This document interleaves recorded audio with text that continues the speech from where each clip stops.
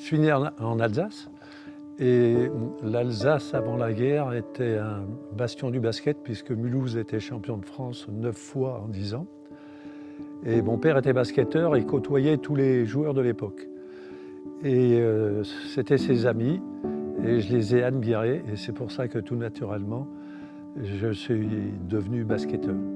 Ça a été très tôt une passion. Je dirais même que peut-être quelquefois c'est devenu de la rage, mais dès mes débuts, dès que j'ai commencé à m'entraîner, j'étais un gamin, donc comme tout le monde, j'ai rêvé de l'équipe de France. Et c'est la raison pour laquelle je pense que j'ai une chance inouïe, parce que réaliser ses rêves, c'est quand même assez rare.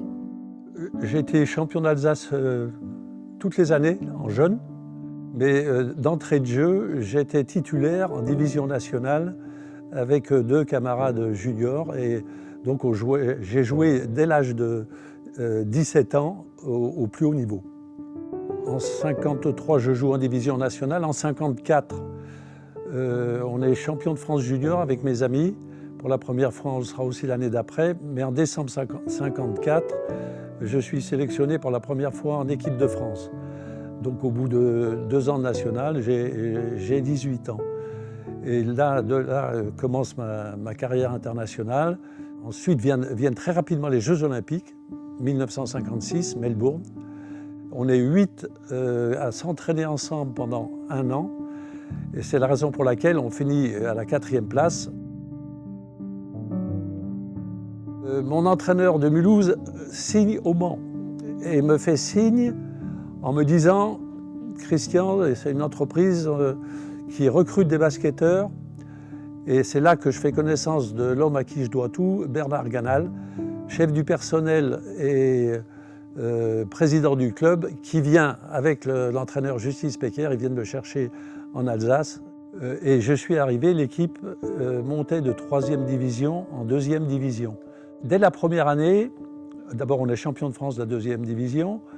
Et au Mans, c'est quelque chose, parce que jusqu'à présent, c'était un sport régional. Il y avait un bon joueur local qui s'appelle Jean-Pierre Guabeau, qui était un jeune international. Dans l'équipe, il y avait Pierre Antomori et quelques autres. Et on monte en division nationale, tout de suite, en 62. Et on s'y maintient. En 64, donc, on gagne la Coupe de France, ce qui est pour une équipe qui était en 2e division 3 ans avant, c'est un événement. Alors j'ai une satisfaction, c'est que on a été champion de France 2 fois lors de mes 2 premières années de présidence. C'était une grande joie, mais c'est pas la même chose que comme joueur. J'ai surtout adoré jouer. J'étais mauvais perdant. Je dormais pas après les matchs. La veille des matchs, quand je les préparais, j'étais intenable. C'est pour ça que j'ai une femme adorable. Hein.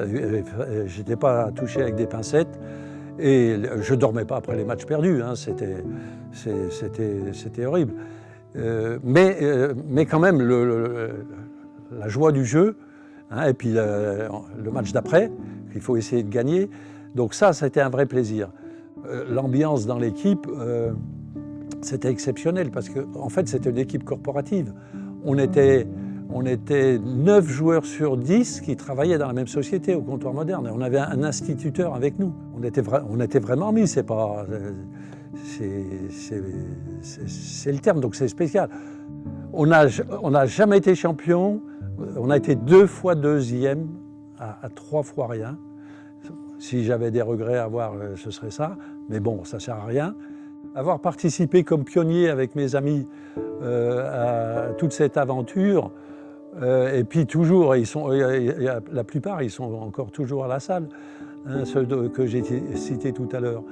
Et donc, on a l'impression que on materne un peu notre bébé, un petit peu. Non, mais on est très heureux parce que ça se passe bien.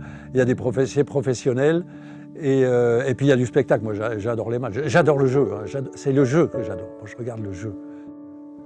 Le MSB, je viens pour le voir gagner, mais s'il ne gagne pas, j'ai beaucoup de plaisir quand il y a du spectacle. J'adore le spectacle. Moi, les matchs à Antares, hein, quelquefois je suis vexé quand un supporter me rencontre, ou des anciens supporters qui eux ne viennent plus, me disent « Oh, monsieur Balzer, vous allez toujours au basket ?» Alors ils me vexent.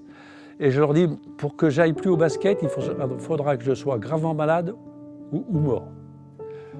Alors ils me regardent comme ça. Je dis, oui, moi le basket, c'est là.